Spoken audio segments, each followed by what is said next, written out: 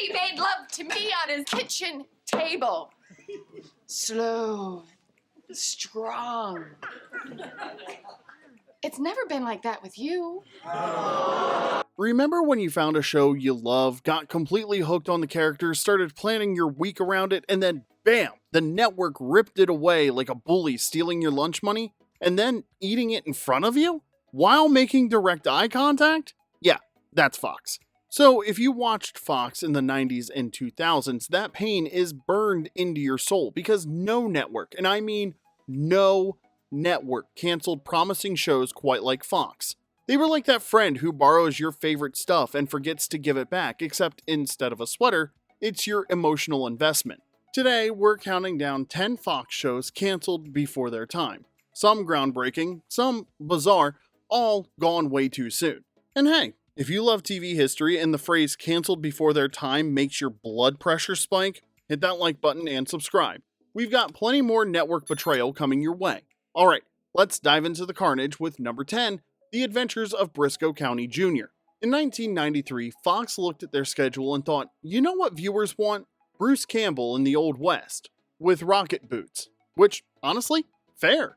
The formula was perfect. Take Bruce Campbell, fresh off Evil Dead cult stardom and that chin that could cut glass, throw him into a western, add steampunk gadgets nobody asked for, sprinkle in Indiana Jones vibes, and boom, instant hit, right? Well, spoiler alert, wrong. So very wrong.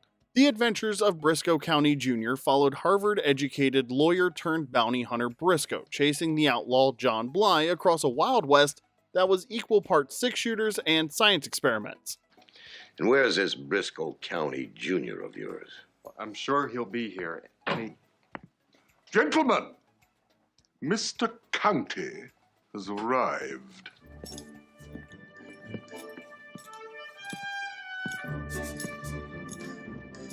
His crew included Lord Bowler, a bounty hunter built like a freight train, and Socrates Poole, a lawyer so perpetually flustered he probably checked his briefcase 3 times just walking to the outhouse. And the weird? Oh, the weird was off the charts. This is Bruce Campbell after all. One week, Brisco's dodging bullets in a saloon, the next he's investigating a town run by androids because apparently the Wild West needed more existential crises. Thanks for not giving me away. Don't be thanking me for nothing. Last thing I wanted you to be beholden to me. Why didn't you kill Smith when you had the chance? Because it's bigger than Big Smith. John Bly's coming here to rob a train. What train?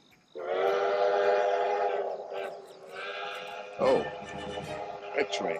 At the center of it all was the Orb, a mysterious alien doohickey that could predict the future. Time travel, futuristic weapons, rocket-powered horses. This show threw everything at the wall like a kid who just discovered a glue gun and had zero adult supervision. What is this thing? It's a miracle of the modern age. A lighter-than-air ship. It's beautiful. It's unnatural. Professor, what do you use for lift? Hydrogen? No, helium. Critics ate it up. Fans were passionate. Fox even hyped it as their Friday night anchor, and then The X-Files happened. Turns out viewers preferred Mulder's flashlight and unresolved daddy issues over cowboys with jetpacks. Toward your own selfish end. We forestalled an alien invasion. No. You only managed to postpone it. We saved billions of lives. You put those lives on hold so that you alone could survive. Go figure. Ratings slipped. The Friday night time slot turned into a death sentence. By May of 1994, Fox canceled it after just 27 episodes.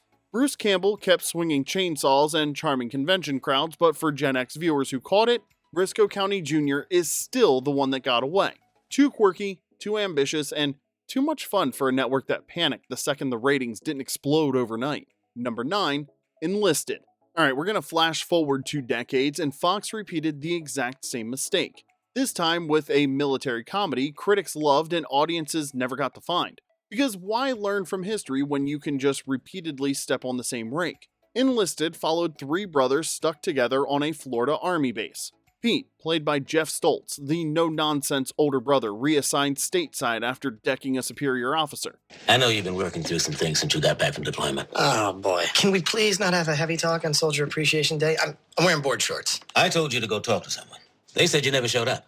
This stuff is great for people who need it, but I'm doing fine. Then you had Derek, played by Chris Lowell, the middle child with just enough ambition to be dangerous, and Randy, played by Parker Young, the sweet golden retriever of a younger brother who probably still believed in Santa. Oh, and the Tooth Fairy. And that his car's extended warranty wasn't a scam. The setup was gold. Pete gets busted down to babysitting a platoon of lovable misfits, which naturally included his two brothers. We're gonna do what we gotta do, and we're gonna do it with a smile. You were so full of wisdom, confidence, and passion for excellence. Because nothing screams military discipline like forced family bonding in the Florida heat. Critics called it smart and heartfelt. The Army Times, published an editorial begging Fox not to cancel it. When the actual military is defending your military comedy, you're doing something right. Oh, hey! Guillotine coming up, homeboy! I'm gonna rear naked choke you right now! So, what did Fox do? Well, they sabotaged it in record time. Episodes aired out of order. The show got exiled to Friday nights in 2014 when everyone was either binge-watching Netflix or pretending they had social lives. After just 9 episodes, Fox yanked it off and replaced it with Kitchen Nightmares because apparently Gordon Ramsay yelling, "It's raw! It's raw!" at frightened line cooks was more valuable than a critically acclaimed sitcom. The final 4 episodes were dumped in June like leftover rations that nobody wanted. Fans rallied and critics protested, but Fox didn't blink. By May of 2014, Fox announced Enlisted's cancellation, but on DVD and streaming, it found the loyal following it deserved. Turns out, when people could actually watch the episodes in order, which is a wild concept, I know, they actually loved it. Who knew that continuity mattered? Number 8, Wonderfalls. Leave it to Fox to cancel Wonderfalls after just 4 episodes. A Brian Fuller fantasy dramedy set in Niagara Falls gift shop staffed by a philosophy major who hated her life, and honestly, relatable. Caroline Dhavernas starred as Jay Tyler, a bitter overachiever stuck selling tchotchkes to tourists while her siblings were out achieving things like success and fulfillment. She'll soon be destroyed. I'm just working out a few details. You don't seem like you're really into it. I'm not, but it's expected of me. Meanwhile, Jay's life consisted of ringing up novelty keychains and quietly judging everyone who thought a miniature foam Statue of Liberty was a good souvenir. But then inanimate objects started talking to her. Not like fun Toy Story talking, more like cryptic fortune cookie talking. One week, a wax lion pushes her into fixing a stranger's life. Ask him about the ring. Oh, God. Ask him. Don't talk to me. Ask him about the ring. The one he doesn't wear. Have a good one. Ask him. Shut up. The next, a chameleon figurine nudges her into an awkward matchmaking mission, because apparently retail wasn't soul-crushing enough without ceramic animals assigning homework. If this sounds like peak Brian Fuller weirdness, that's because it was. Sharp, whimsical, and way ahead of its time. The kind of offbeat storytelling that would later make Pushing Daisies and Hannibal cult hits.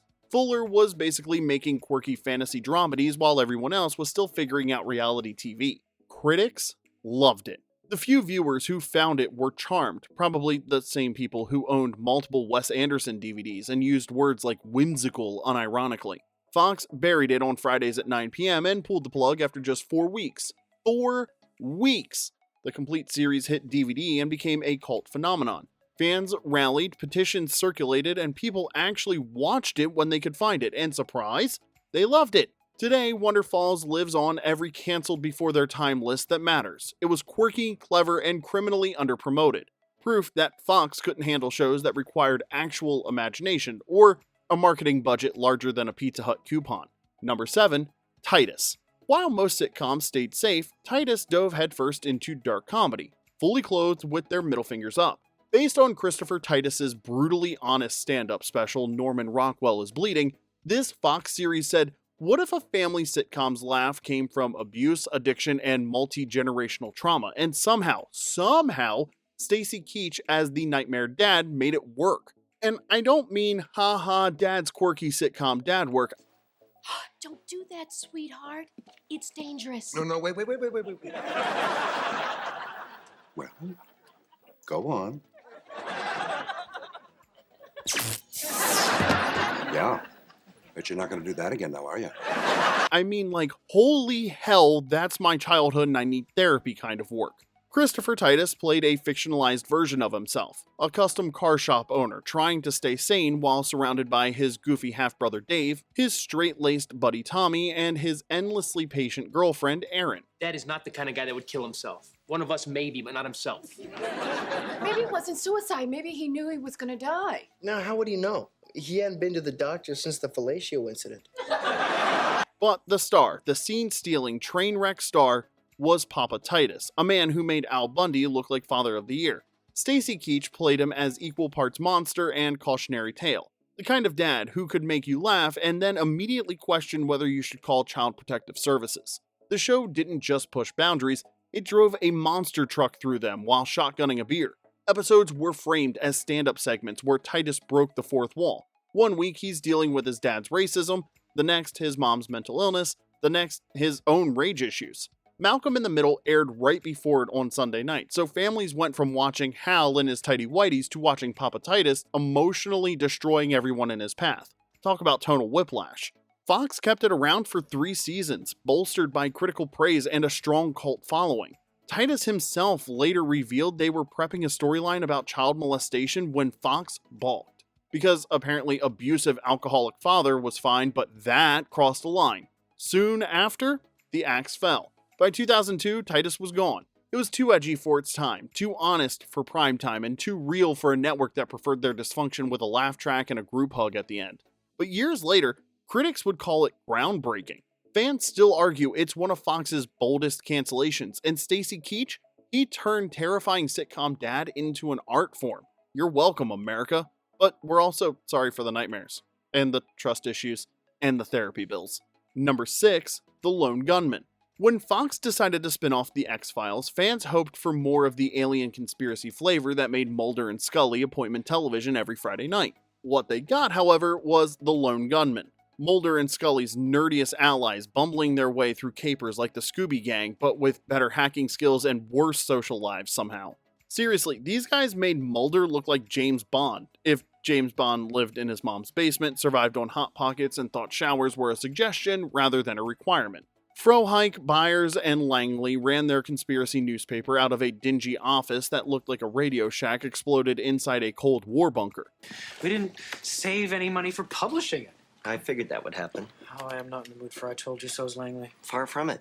If you guys are interested, I figured out the answer to all our money problems. Oh, yeah? What's that? We need to sell more papers. Easier said than done. They investigated corporate cover-ups, escaped Nazis, government black ops, and the occasional mystery involving the enigmatic Eve Adele Harlow, a woman so cool she made paranoia look sexy. The show had charm. The trio's dorky chemistry translated surprisingly well from X-Files guest appearances to leading roles. Fox even gave it the coveted post-X-Files time slot on Fridays, the ultimate vote of confidence in 2001. Then came the twist that nobody saw coming. The pilot episode, which aired in March of 2001, centered on a government plot to hijack a plane and crash it into the World Trade Center. Yeah, you heard that right. March of 2001. 6 months before real-world events made that storyline unbearably prophetic and impossible to rerun. After that, the show couldn't shake the eerie timing. Ratings slid while everyone processed what had just happened to the actual world. Fox pulled the plug after just 13 episodes. The finale even ended on a cliffhanger, only half resolved months later in an X-Files Season 9 episode called Jump the Shark. That's right, 3 beloved fan-favorite characters got killed off not in their own series finale, but as an afterthought in someone else's show. It's like getting fired via group text, while you're on vacation, by someone from a different department, who CC'd your mom. The Lone Gunman deserved better than to be a footnote in X-Files history. These paranoid nerds were proto-geek culture heroes, years before The Big Bang Theory made it cool to obsess over conspiracy theories. Fox just didn't know what to do with nerd heroes in 2001. Number 5, Dollhouse.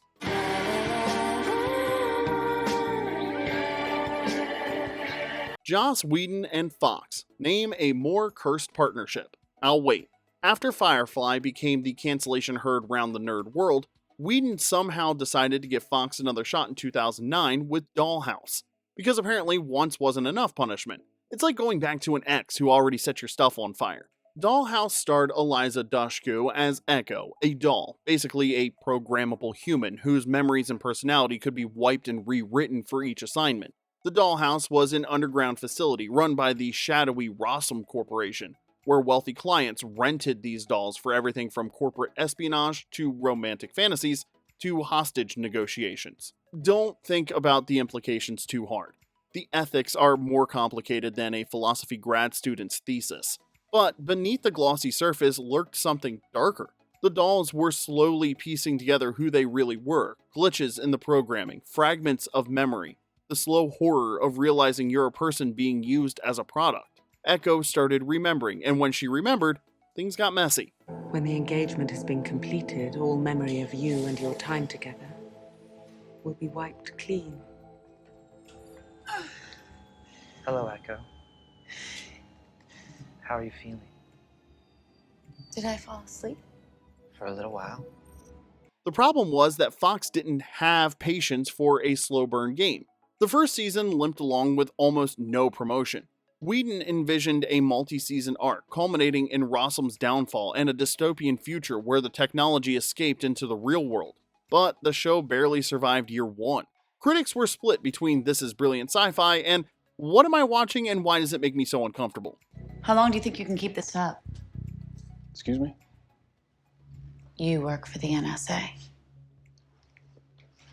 You have a file that says she's the one. Uh-huh. Oh, what? Is her body language telling you she's innocent? No, her language is telling you she's innocent. Fox canceled it midway through season 2. Still, Dollhouse went out swinging. Storylines accelerated, characters faced real consequences like deaths, betrayals, and the kind of stakes that matter. And the series finale gave fans a glimpse of the apocalyptic potential the show might have explored if Fox hadn't been holding the scissors. It wasn't perfect. The first half of season 1 was genuinely rough. Even Whedon admitted Fox made him do a bunch of standalone episodes that didn't serve the larger story. But by the end, it had found its footing. What happened? It's a long story, kid. Don't worry about it. Everything's gonna be all right. Tell me how's the way to go. Fans later embraced it as a cult classic, proof that Whedon still had ambitious, weird, brilliant stories to tell about identity, agency, and technology run amok. Just, let's not do it with Fox, like never with Fox. Whedon probably has their number blocked, their emails filtered to spam, and a restraining order drafted just in case. Number 4, Terminator, the Sarah Connor Chronicles. Number 3, Arrested Development. Fox had a comedy masterpiece on its hand, a once-in-a-generation sitcom that would redefine TV comedy. Arrested Development was everything sitcoms weren't in 2003. It was serialized, razor-sharp, endlessly quotable, packed with visual gags you'd only catch on the third rewatch. No laugh track, no studio audience, no lessons learned. Just the Bluth family. Narcissists, con artists, and one guy desperately trying to hold it all together. Jason Bateman anchored the chaos as Michael Bluth, the only semi-functional adult in a family that made the Bundys look well-adjusted. Michael Cera as the awkward son George Michael, Will Arnett as the delusional magician Job, David Cross as the never-nude therapist Tobias, Portia de Rossi as Michael's twin sister Lindsay, Jessica Walter as the manipulative matriarch Lucille, and Jeffrey Tambor as the criminally incompetent patriarch George Sr. Add Ron Howard narrating with bone-dry sarcasm, and you had perfection. The jokes were layered like a comedy lasagna. Background signs, foreshadowing that paid off 3 episodes later, running gags about chicken dances, and I've made a huge mistake. I've made a huge mistake. You could watch an episode 10 times and still find new jokes. Critics fell over themselves praising it. 6 Emmys, a Golden Globe, Time magazine called it a revolution, the Hollywood Foreign Press gave it the Golden Globe for Best Comedy in 2004, while Fox was already shopping for the cancel button. But ratings weren't there. America in 2003 was too busy with Survivor, Extreme Makeover Home Edition, and American Idol. Dense, serialized comedy that required actual attention? Not exactly appointment TV for the TiVo is still new era. Fox shuffled it around the schedule like they were embarrassed by it. They moved it from Sunday to Monday to Wednesday to Friday, ensuring no one could find it without a tracking device. Seriously, it was on almost every night that ended in Y. Then they shortened season 3, gave the writers no warning, and canceled it in early 2006. But here's where the story gets good. After cancellation, Arrested Development hit DVD, and then Netflix's streaming library, back when streaming was a novelty, not a verb. Suddenly, everyone who'd missed it could binge all 3 seasons without Fox's scheduling chaos. The show exploded. Tom, come on over here. Got a vitamin for you. Hey, he's the one who can't see me. Because you were hiding in the trick? Illusion, biker. The girl you ignored in high school who shows up to the reunion 5 years later and suddenly everyone's like, wait, she was here the whole time? It pulled a whole she's all that kind of thing. By the time Netflix announced a revival in 2013, Arrested Development had gone from canceled failure to cultural touchstone. I've made a huge mistake. There's always money in the banana stand. No touching. The show Fox gave up on became the blueprint every streaming service wanted to replicate. Arrested Development changed comedy. Without it, there's no community building episodes around theme gimmicks, no 30 Rock firing jokes like a machine gun, maybe even no The Office catching fire the way that it did. Every rapid fire joke, every callback, every background gag. That's the blueprint modern comedy still follows. Fox wanted a hit. What they had was a blueprint for the future of television, and instead of nurturing it, they torched the banana stand and then acted shocked when Netflix proved that all the show ever needed was an audience that could actually find it. Number 2, profit. Before Tony Soprano, before Don Draper, and before Walter White made us root for monsters, Fox gave us Jim Profit, and then panicked when America wasn't ready.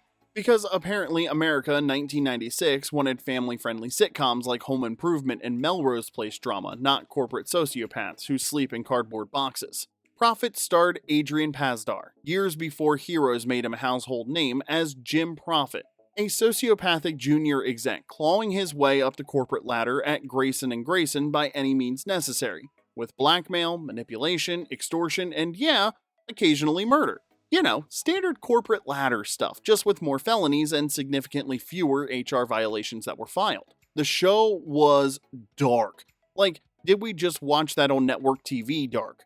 Pasdar's icy narration broke the fourth wall as viewers watched him systematically destroy everyone in his path with the emotional detachment of someone updating a spreadsheet, and at night, he'd go home to his luxury apartment, strip down and curl up inside a cardboard box. A callback to his abusive childhood when his father locked him in a box in front of a TV, essentially programming him like a computer. The cardboard box wasn't just weird for weird's sake, it was the show's thesis statement.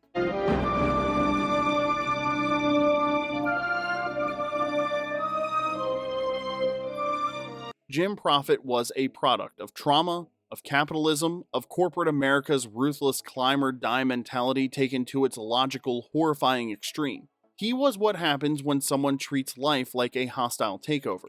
Critics who saw it were fascinated. So anyway,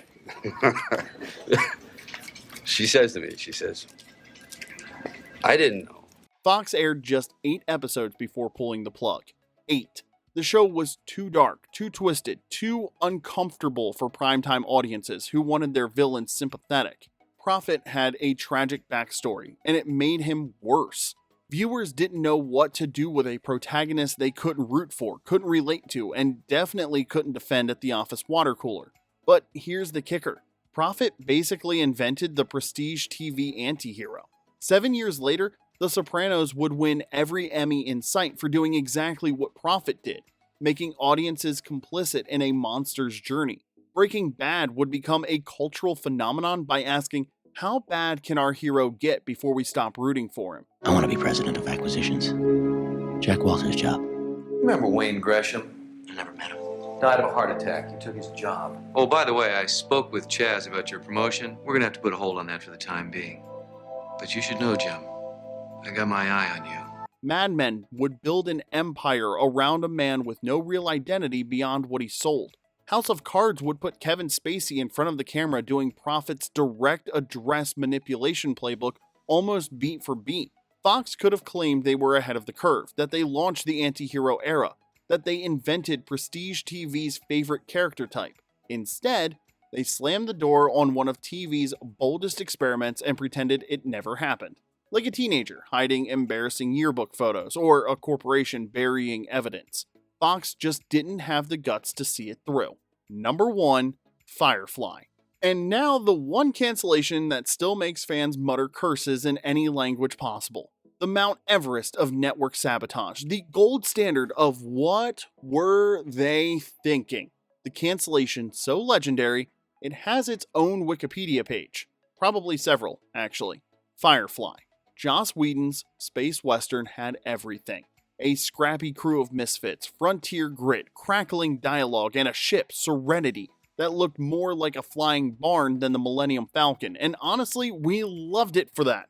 Nathan Fillion led as Captain Mal Reynolds, a former rebel soldier scraping by on the fringes with his found family. Around him, Gina Torres as his warrior second-in-command Zoe, Alan Tudyk as the wisecracking pilot Wash, Morena Baccarin as the high-class companion Inara, Adam Baldwin as the muscle-bound mercenary Jane, Jules State as the bubbly mechanic Kaylee, Sean Marr as the doctor Simon, and Summer Glau as his mysterious sister River, a psychic weapon on the run from the Alliance. Whedon pitched it as 9 people looking into the blackness of space and seeing 9 different things. What Fox saw was apparently not much. Maybe they were too distracted by American Idol auditions. Maybe someone mistook space western for too weird to market. Whatever the reason, they treated TV Gold like it was a high school science project someone turned in late, without the bibliography, in Comic Sans. They aired episodes out of order. I'm thinking we'll rise again.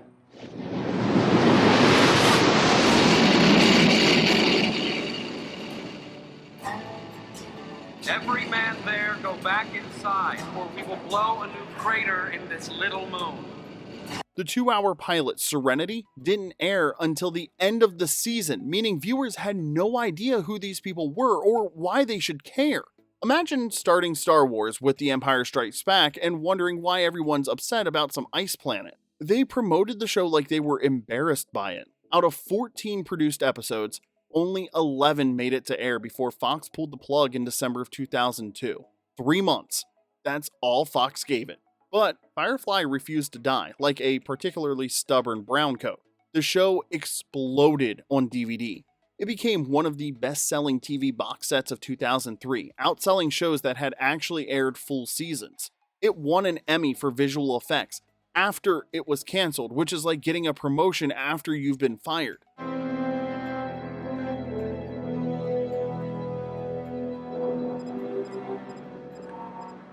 Looks like civilization finally caught up with us. And fan outrage was so loud, so relentless, and so organized that Universal stepped in and greenlit a 2005 film, Serenity, just to give the story closure. That almost never happens. Studios don't rescue canceled TV shows, but Firefly's fans made so much noise they couldn't be ignored. Comics, novels, tabletop games, board games, conventions where people dress up as characters from a show that aired 11 episodes, and they still do over 20 years later. Endless campaigns to bring it back that continue to this day. The verse stayed alive long after Fox abandoned ship. It became bigger in death than it ever was in life. The ultimate I told you so to network executives who couldn't see what they had. To this day, Firefly is the crown jewel of network sabotage.